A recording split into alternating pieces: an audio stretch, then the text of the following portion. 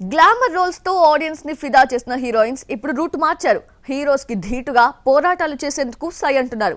ఒకరు తుపాకీ పట్టుకొని బుల్లెట్ల వర్షం కురిపిస్తే మరొకరు కత్తి పట్టుకొని కథన రంగంలోకి దూకేందుకు సై అంటున్నారు. ఇంతకీ ప్రెజెంట్ ఈ లిస్ట్ లో ఉన్న హాట్ బ్యూటీస్ ఎవరు?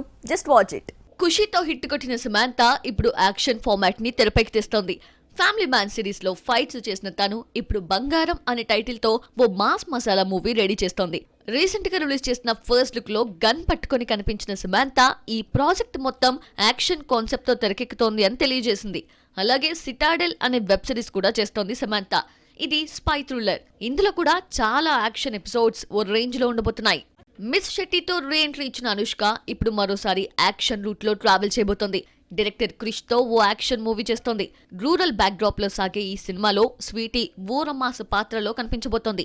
భగవంత్ కేసరితో సెకండ్ ఇన్నింగ్స్ స్టార్ట్ చేసిన కాజల్ ఇప్పుడు సత్యభామగా అలరించబోతోంది. కెరియర్ లో చాలా వరకు గ్లామరస్ పాత్రలే చేసిన కాజల్ ఫస్ట్ టైం ఖాకీ చొక్కా ధరించి యాక్షన్ సన్నివేశాలతో అద్దరగొట్టడానికి సిద్ధమవుతోంది.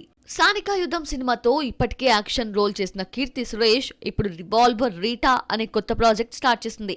యాక్షన్ టచ్ ఉన్న హ్యూమర్ సినిమా ఇది. కీర్తి క్యారెక్టరే ఇందులో హైలైట్ కానుంది.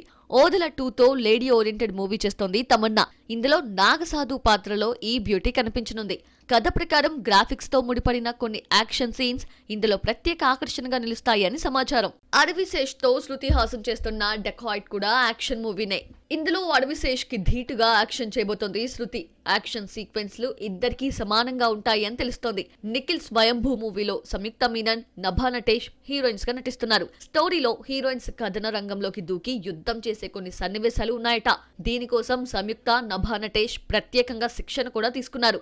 మొత్తానికి హీరోయిన్స్ అంటే 4 పాటలు 3 సీన్స్ అనే ఫార్మాట్ ని కంప్లీట్ గా పక్కన పెట్టారు హీరోయిన్స్. కథ నచ్చితే యాక్షన్ ఫార్మాట్ లో కూడా రఫాడించేందుకు సై అంటున్నారు.